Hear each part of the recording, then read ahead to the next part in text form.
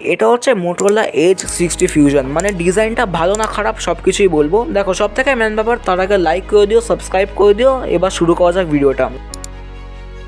দেখো Motorola age 60 ফিউশনের ডিজাইনটা আমার খুব ভালো লেগেছে। তো সেকেন্ড আমরা কথা বলবো ডিসপ্লে নিয়ে। দেখো এর মধ্যে দেওয়া রয়েছে 6.67 ইঞ্চের OLED ডিসপ্লে, তার সাথে 120 হার্টজের রিফ্রেশ রেট দেওয়া রয়েছে।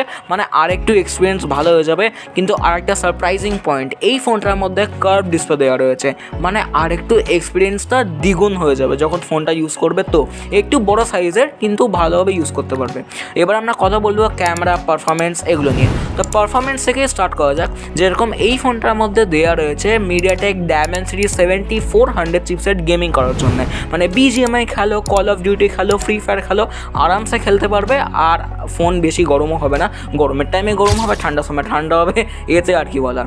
এবারে আমরা কথা বলবো ক্যামেরা নিয়ে। দেখো 50+13 মেগাপিক্সেলের ক্যামেরা সেন্সর দেওয়া রয়েছে, ডুয়াল ক্যামেরা সেন্সর।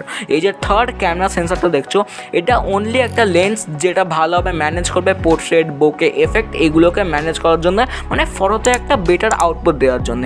এবারে ক্যামেরা কী ওটাও জেনে নিই। যেরকম 50 মেগাপিক্সেল প্রাইমারি ক্যামেরা আর 13 মেগাপিক্সেল হচ্ছে আলট্রা ওয়াইড। এবারে সেলফি ক্যামেরার ব্যাপার বলতে গেলে এর মধ্যে 32 মেগাপিক্সেলের সেলফি ক্যামেরা দেওয়া রয়েছে।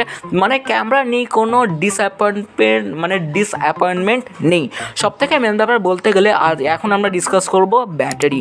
5500 mAh ব্যাটারি দেওয়া রয়েছে আর 80 ওয়াট মানে 68 ওয়াটের ফাস্ট চার্জার দেওয়া রয়েছে। তো ওভারঅল ফোনটা কীরকম লাগলো? বক্সের মধ্যে ফাস্ট চার্জার পেয়ে যাবে। আশা করি ফোনটা ভালো লেগেছে। প্রাইজিং এই রইলো। আর ওভারঅল ফোনটা কীরকম লাগলো কমেন্টে জানিও। And thanks for watching. Subscribe now.